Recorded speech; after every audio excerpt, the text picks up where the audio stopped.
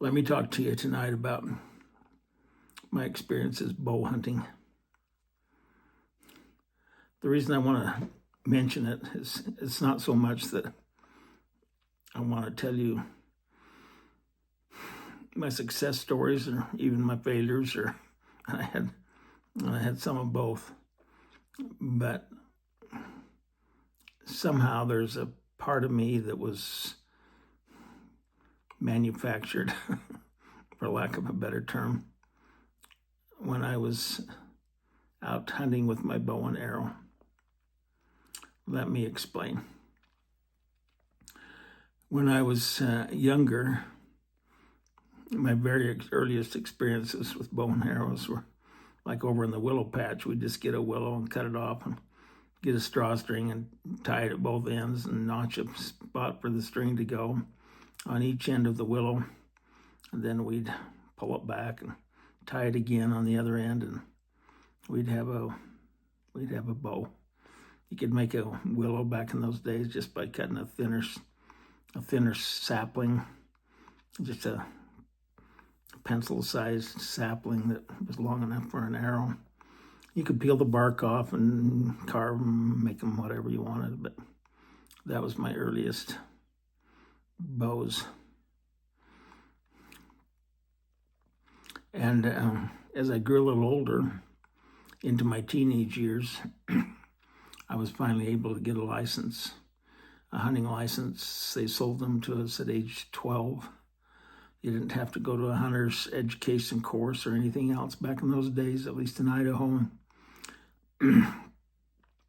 So I got a hunting permit, and I decided that I'd try to upgrade my bow from the old willow patch bow to what they called a recurve.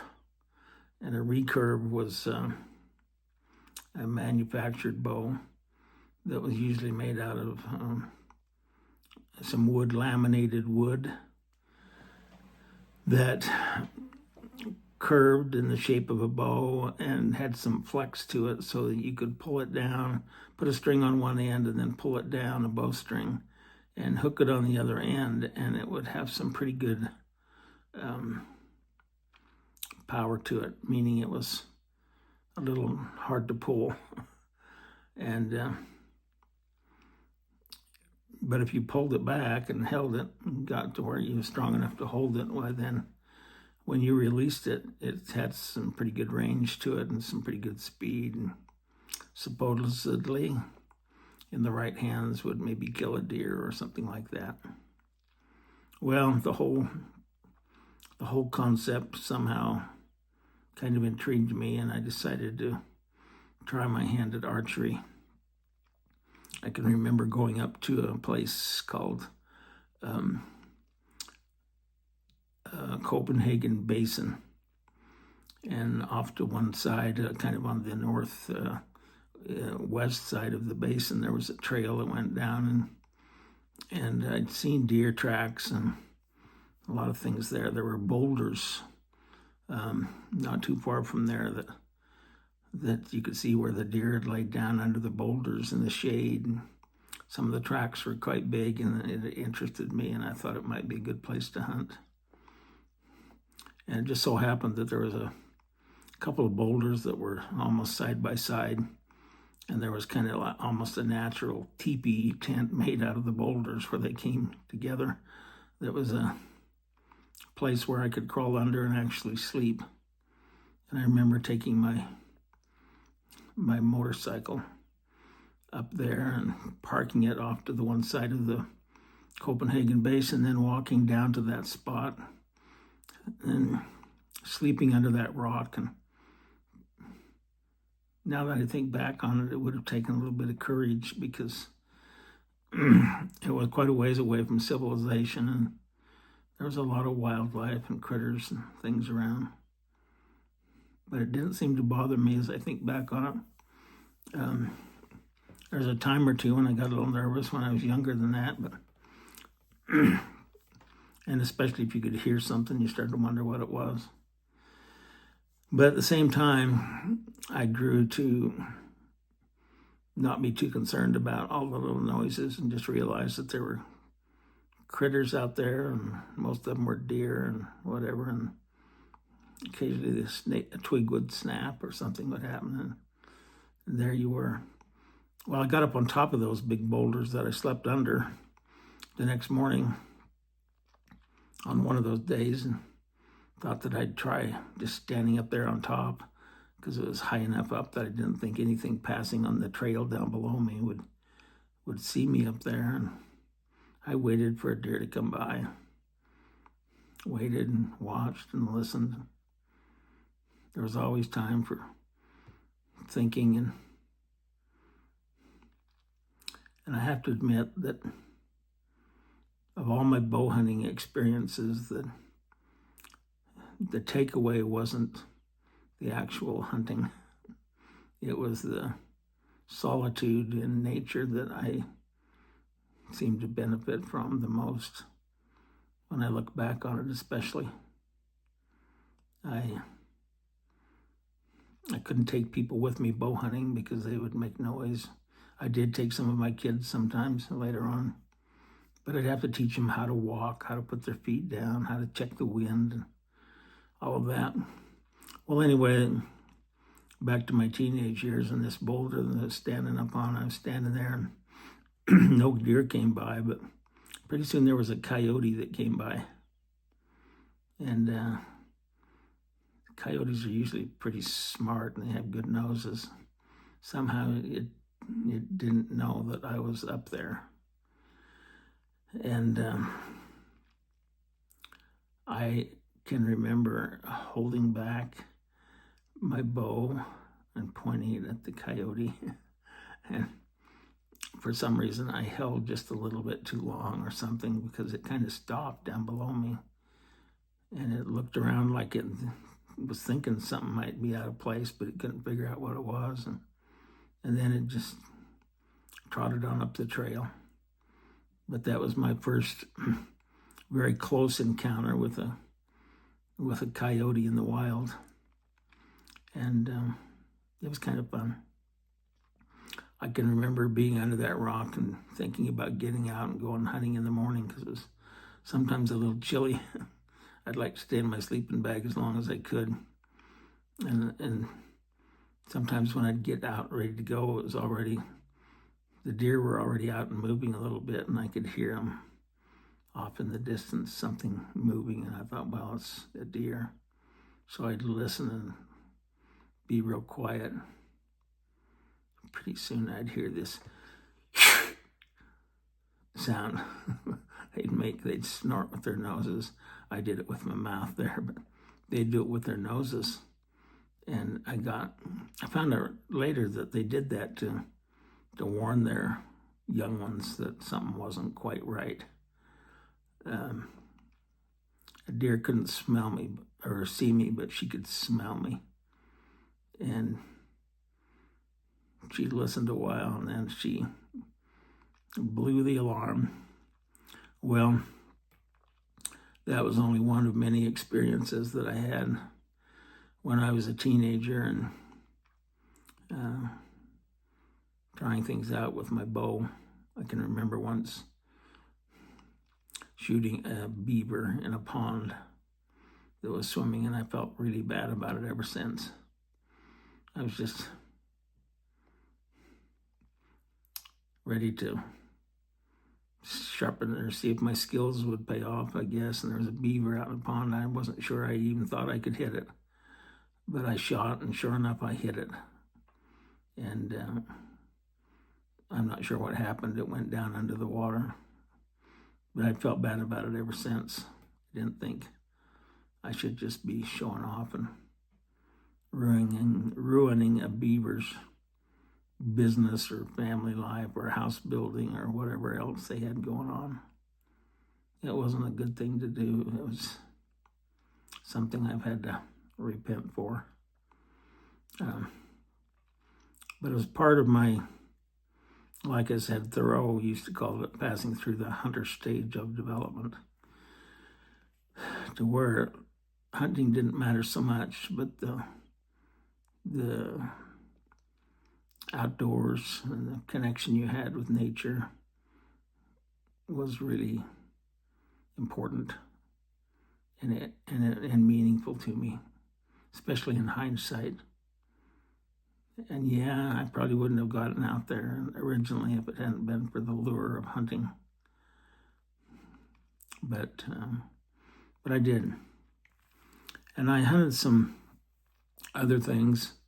I shot a badger once. That was similar experience and feelings to when I shot the beaver. I felt bad afterwards because it went down its hole, the arrow in it. And I don't know, when I think back on it, I hope the Lord will forgive me for causing misery to one of his creatures, because it wasn't needed. It was unnecessary. And I don't know what got into me. I was just a kid, I guess. I think it says in the scriptures, when you're young, you see through a glass darkly. And then when you grow older, you see more clearly. And that's the way it was with me. Some of the hunting things that I did. Sometimes I felt like I needed to get meat. And especially the family that I married into, they put a lot of weight on getting meat for the freezer in the fall of the year. And I'm just going to relate to you an incident. There were some deer that I actually shot with my bow and arrow. I say shot with my bow and arrow. I really mean shot with my arrow, but I used my bow to do it. And I'd have to track them down and figure out which trails they were coming in on, and get up there and hide and camouflage and check the wind. And I even had a hat that I'd wear and a gauze camouflage mask I'd pull down over my face, and so they couldn't see me, and I'd hide and wait and see if you could get close enough to actually shoot one. And I shot a couple of them, and that was all right. I didn't feel all that guilty about that because we used the meat and we needed the meat. I shot at an elk once, and I'll just tell you a little about that. It would have been the early 80s, like 80, 81, something like that. I had a friend that I was serving in the church with, and he had a ranch. It was called the Curl Ranch over in the west side of Round Valley. And he told me I could come up there and go hunting if I wanted with my bow and arrows during the hunting season. And I thought that was a nice gesture. And I went over and started to scout the area around a little bit. And yeah, there was definitely some elk tracks. And if you waited long enough into the season, they started coming down into the fields at night, and then they'd go back up in the morning. And I got a feel for what patterns they would use. They seemed to come down a certain way and then go back up a certain way, or if not that way, another, couple of two or three options maybe. And I got familiar with those and decided, well, I'll see if I can get an elk. Elk was a pretty big prize back in those days for some meat. Quite a lot bigger than a deer, with more meat. And I hunted several days and didn't have a lot of luck. And then one morning I went up early in the morning. It was before daylight even, hiked up into one of the hollows and where I thought the elk might be coming up. And they make a certain sound, the cows do. I don't know how to imitate it, but it's a meow, meow, meow kind of sound that if you listen, you could be able to identify it as a cow elk sound. And then of course the bulls had two or three sounds that they'd make. The most famous is their bugle, that they'd really deep-throated bugle that they make during the rutting season, which usually started about the 1st of September. Well, I got up above before they were coming up out of the fields. And again, you have to be real quiet. And I was breathing heavy by the time I got up there because I almost had to run to get up ahead of them.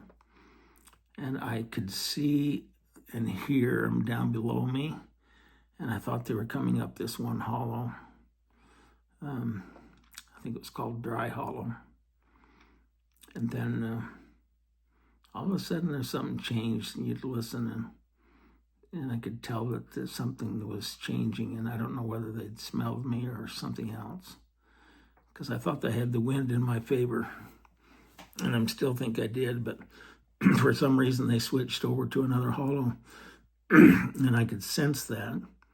And there was a path on a roadway straight up the hollow, and then another one that kind of arced over the hill. And I just started on a dead run, because I knew I had to hurry fast to get over there before they got there. And I got over there and listened again, and yeah, they were coming up the hollow that I thought they were coming up now. And I hurried down and across the bottom of the hollow and up the other side a little bit, where I thought one of their trails was, and eventually they'd end up on it. And I waited and waited, and you could hear them snapping twigs and whatever. And finally one of them, it was about a 3-point bull, young bull, just kind of popped up down below me on the trail. And I can remember pulling my bow back and getting ready for it, thinking that would be a really good piece of meat. A younger animal is more tender. And anyway, I waited and waited, and it came remarkably close. I won't tell you exactly how close, because what I tell you next thing is that I missed it. And it just barely nicked its front shoulder and went into a tree. And of course startled the elk, and the whole bunch of them ran off. But that was just the beginning of the season. The next time I went up in the evening when they were coming down off the hills to go to the fields to eat. And it was quite late at night. It wasn't, they start fairly early, but by the time they get to the fields, it's almost dark. So you get a feel for what I was dealing with. I had some time that was available to use, but I had to close in and do my thing and whatever it was before time ran out and it turned dark. Anyway, I could hear these elk over across the hollow and up on the other side. And I had an elk bugle with me that time. And I bugled, and he could, as best I could. I wasn't as polished as a lot of guys are. But I bugled, and this one bull over there would bugle back at me. And I'd wait a little while, because I didn't want to make it seem obvious. Then I'd bugle a little bit again. I could get him to respond, and pretty soon I could tell he was starting to move toward me. But I was in a bad spot up on the hill, and I thought I got to get down on the road so that when he crosses the road, there'll be a spot that it actually opens up, and I'll actually be able to see and get a shot off. And so I quietly but quickly made my way down the hill and across this road, or at least I thought across the road. I went part way across the road and then hurried. I looked up, and those elk were crossing the road just in front of me. They were quite quiet, and it surprised me a little bit. And I'd had my hands down. I remember I couldn't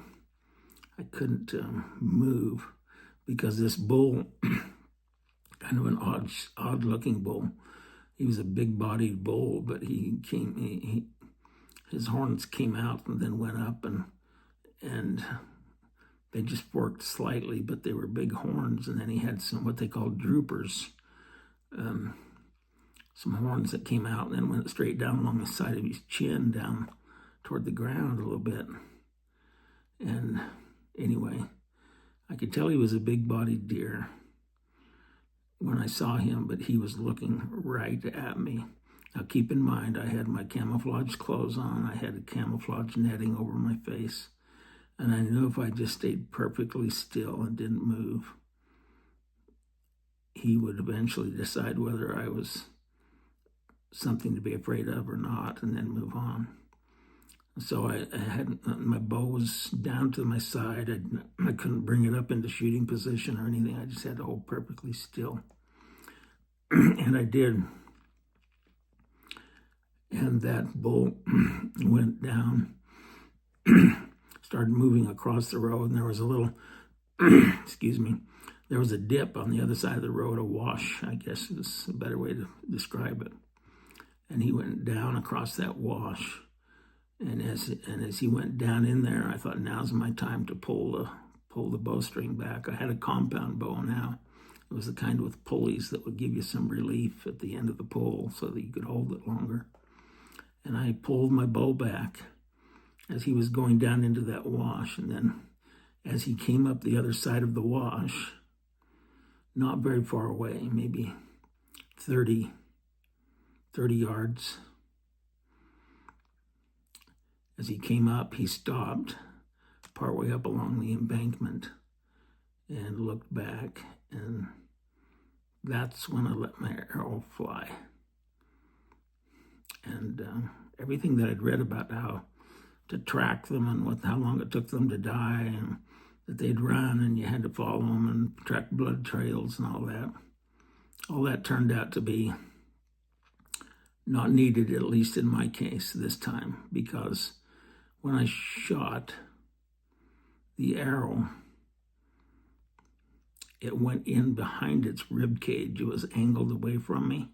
The elk was, and when I shot the arrow, it went in behind its rib cage and right up into its heart.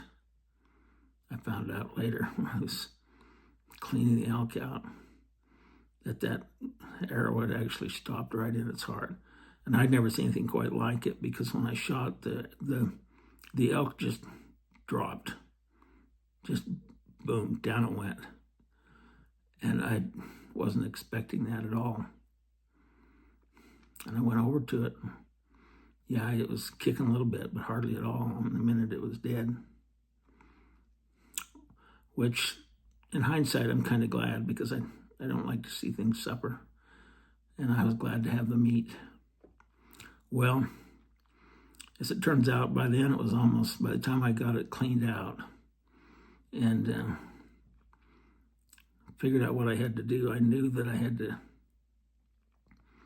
get my truck down into that wash a little bit, or I wouldn't be able to get it in the truck by myself.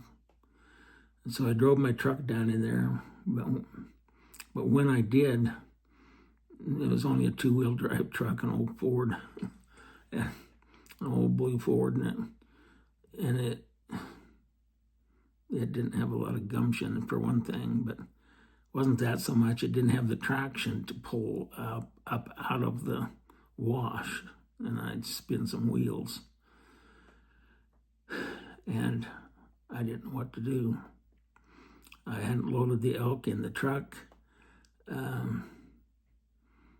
sufficiently, and so the elk was there, and I was there, and it was getting dark. Long story short, I decided to sleep overnight in the hills with my dead elk in that wash, or close. I actually slept in the back of the pickup truck, but it wasn't a very good night's sleep, I can tell you that much. The next morning, when I could see a little better, I was able to get some boards and twigs and rocks and things and put under my wheels and get down to where I could load the elk in the truck and start back with it. Well, when I went back, or when I finally got the elk out the next morning, I took it down to the Pugmire. They had what they called the tin barn. Many of you would know, if you'd grown up with me in Lake Town, you knew what the tin barn was. And it was there that they had the pulleys and things to stretch it up and skin it out and take care of the meat and trim it up.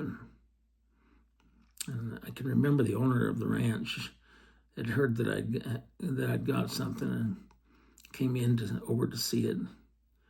I've often wondered if they maybe thought I didn't shoot it with a gun or whatever, but I'm sure anybody could see when they saw the carcass and the deer that it just had that one hole in it up behind the rib cage that went into the heart and killed that elk. Well, my time's getting short here on this story, and I don't want to belabor the point. But that elk turned out to be the only elk I ever shot with a bow. And I needed the meat, so I took real good care of it. Took it down to my cousin Max, who had a meat shop in Paris, and he had a cooler that we could hang it in. And I thought, well, that'd be the way to do, is get it down there and get it cooled down and get it taken care of right, and he could cut and wrap it, even though it cost me some money. So that's what we did.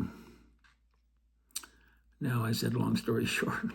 Long story short is when we got the meat back and we put a piece in the frying pan, my wife could hardly stay in the house with it because she has a really sensitive nose. And that elk, that bull elk, stunk. They do that when they get older. And they, during the rutting season, they develop an odor. And we thought, well, it might be just that one piece of meat. So we tried another one, and it was the same thing. So we had a whole bunch of meat that was cut and wrapped, and my wife just refused to mess with it. And I said, well, what are we going to do? And we finally decided between the two of us, there was a family in our ward that had about 12 kids, and probably didn't have my wife's nose and might be able to tolerate that meat. And so we gave it to them. And they seemed to be very appreciative and told us afterwards how appreciative they were of us giving them that meat all cut and wrapped. And it seemed to benefit them. And I felt good about it. Anyway, I'd had the experience with the elk and the elk hunting. I remember before that elk came down across the road, I looked at it and it was all muddy. If you know anything about elk, you know what they call wallow. They get in a muddy spot and they'll lay down and make a hole. And over time, it gets bigger and bigger, and they like to lay down in that, especially in the rutting season, and wallow in that. And that particular elk had been in a wallow, and like I said, was a big-bodied elk. But as I look back on it and I think, what did I benefit from that? It certainly wasn't the meat in this case. And with all of my hunting experiences, and I talked last time about the marshland experiences that I've had, I think the Lord had in mind that I needed nature to make me whole. Maybe it's just the best way to say it. Because I started to just feel like a complete person when I was out in it.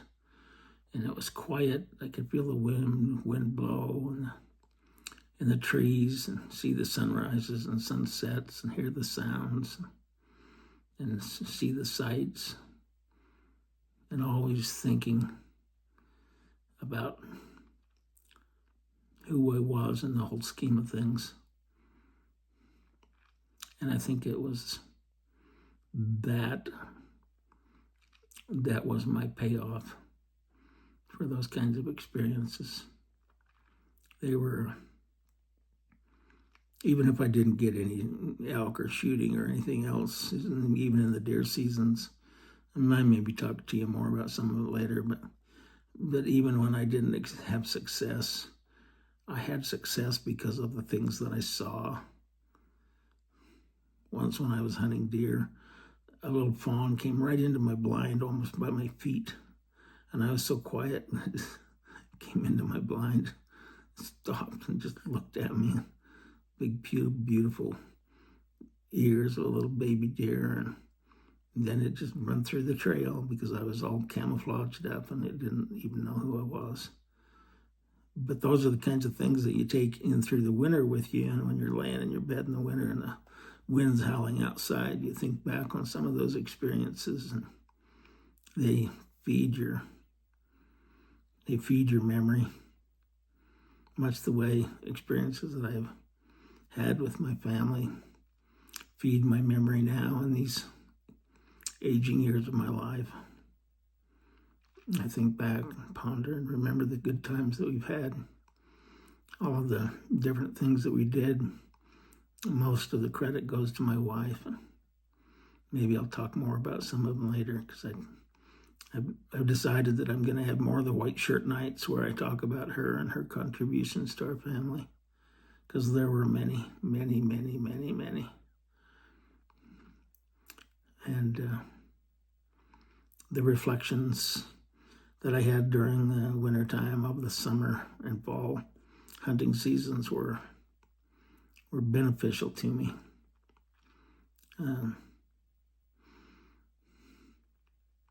I think a lot more beneficial than the actual hunting itself, just the process, rather than the successes or failures. And I'm not so sure that life isn't like that too. We're here to learn from the processes. So I get a little reflective and think I'm back on some of those things. And I just thought I'd share them with you a little bit, kind of give you an idea who I was and why I was. It wasn't all good, I can tell you that. I learned some things about myself that I had to fix. And sometimes it was out thinking on a rock or in a deer blind or sleeping in the back of a pickup truck that made me understand who I really was and why I was here. So remember that you're loved always. As I finish these, I try to mention that.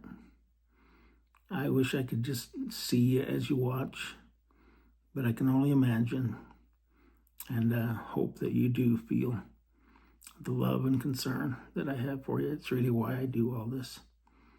Good night.